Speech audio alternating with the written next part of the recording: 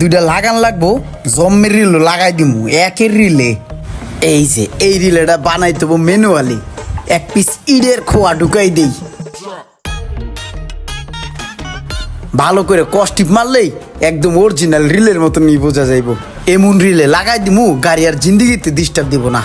তাড়াতাড়ি যাইয়া বিলটা লইয়া রিলেটা লাগাই দিয়ে আসি। কি কচুর একটা কাম করাই তাইলাম, এক কামের ভিতরে দইরা আর 3-4টা কাম বাড়ায় দিল।